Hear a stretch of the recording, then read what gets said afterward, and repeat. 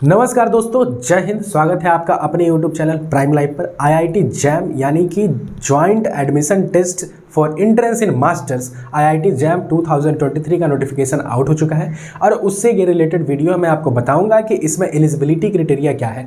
अगर आप graduation complete कर चुके हैं तो आप भर ही सकते हैं। साथ ही साथ अगर आप फाइनल ईयर में हैं तो क्या आप इस फॉर्म को भर सकते हैं, मैं आपको इससे रिलेटेड भी सारे डाउट इस वीडियो में क्लियर करूँगा। तो बने रहिए इस वीडियो में। देखिए, इस IIT जैम 2023 का नोटिफिकेशन कल यानी कि 7 सितंबर 2022 को आउट हुआ है और जो फॉर्म भरने का लास्ट डेट है वो 11 अक्टूबर 2022 तक है।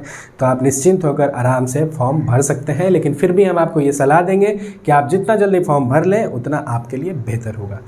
अब देखिए, IIT जैम 2023 का जो ऑर्गेनाइजिंग IIT है वो IIT गुवाहाटी है। तो IIT गुवाहाटी आमतौर पे बहुत ज़्यादा टफ क्वेश्चन सेट नहीं करती, बस क्वेश्चन को थोड़ा सा लेंदी बनाती है। तो उस हिसाब से ही आप अपनी प्रिपरेशन को बूस्ट करें। ठीक है, आप एक बार ये चेक कर लें कि IIT गुवाहाटी ने किस किस ईयर में क्वेश्चन को प्रिपेयर किया है IIT जैम के लिए, और डिफरेंट 12th के बाद जो आपका जे एडवांस होता है उसके लिए भी। और आप एक बार रिसर्च कर लें कि किस तरह का पैटर्न IIT गुवाहाटी सेट करती है, वो एक आपको सिमिलर तरह का पैटर्न नजर आएगा और उसी के आधार पर आप अपनी तैयारी आगे बढ़ा सकते हैं।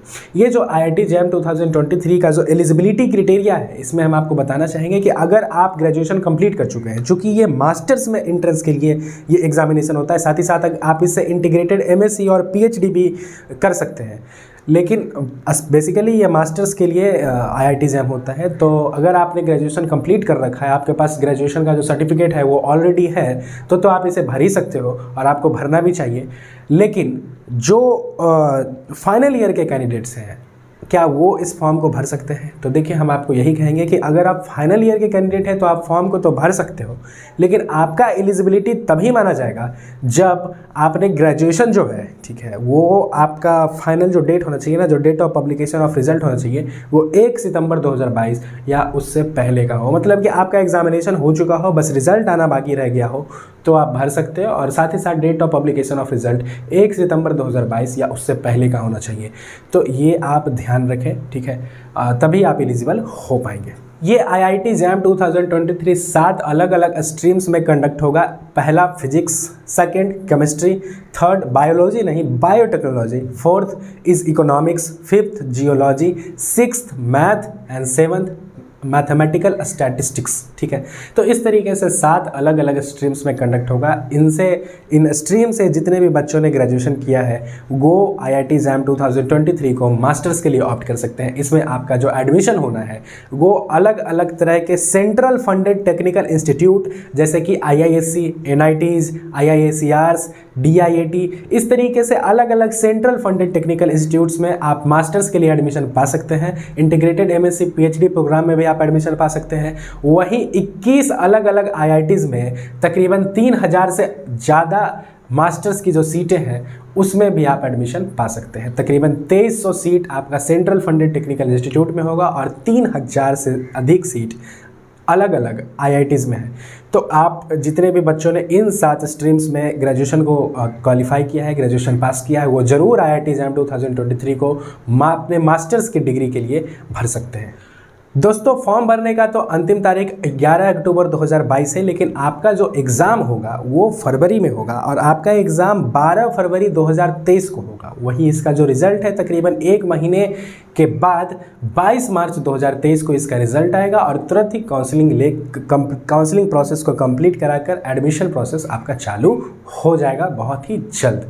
मैं आपको ये बता देना चाहता हूँ कि इस बार जो हमेशा ऑब्जेक्टिव क्वेश्चन ही आते हैं, लेकिन जो पैटर्न है एग्जामिनेशन का मैं आपको बता देना चाहता हूँ कि इस बार IIT गुवाहाटी जो IIT जैम 2023 को कंडक्ट करवाने वाली है, उसका क्वेश्चन का लेवल तो आप प्रीवियस ईयर से मैच कर सकते हो, प्रीवियस ईयर जब IIT गुवाहाटी ने कंडक्ट कराया है। लेकिन मैं आपको बता देना चाहता हूँ कि एग्जामिनेशन का पैटर्न क्या होगा। आपको कुछ मल्टीपल चॉइस क्वेश्चंस पूछे जाएंगे जिसका आंसर सिंगल करेक्ट होगा, मतलब कि MCQ जिसमें 4 में से केवल 1 सही होगा। कुछ मल्टीपल सेलेक्ट क्वेश्चंस होते हैं जैसे कि 4 ऑप्शन होंगे, लेकिन उसमें से 2, 3 या चारों के 4 भी सही हो सकते हैं।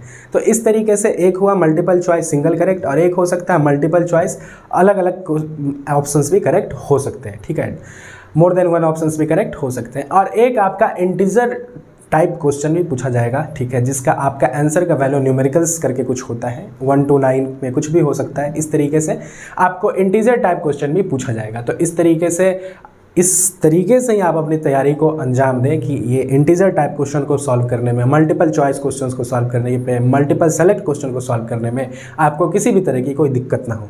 और मैंने आपको एलिजिबिलिटी से रिलेटेड सारा डाउट क्लियर कर दिया कि आपका ग्रेजुएशन कंप्लीट होना चाहिए 1 सितंबर 2022 से पहले। अगर आपका एग्ज़ाम हो चुका है, रिजल्ट नहीं आया है, तो आप ये एश्योर कर लें अपनी यूनिवर्सिटी से कि जो ग्रेजुएशन के फाइनल ईयर के सर्टिफिकेट पे जो डेट ऑफ पब्लिकेशन रिजल्ट का होगा वो 1 सितंबर 2022 से पहले का होना चाहिए। तो मैंने आपके सारे डाउट क्लियर करने की कोशिश की है। अगर आपको फिर भी इससे रिलेटेड किसी भी तरह का कोई डाउट है या किसी भी तरह का कोई क्वेश्चन सवाल आपको पूछना है तो आप नीचे कमेंट सेक्शन में ज़रूर पूछें, मैं आपका आंसर ज़रूर करूँगा। मिलते हैं आपसे बहुत जल्द। जय हिंद, वंदे मातरम।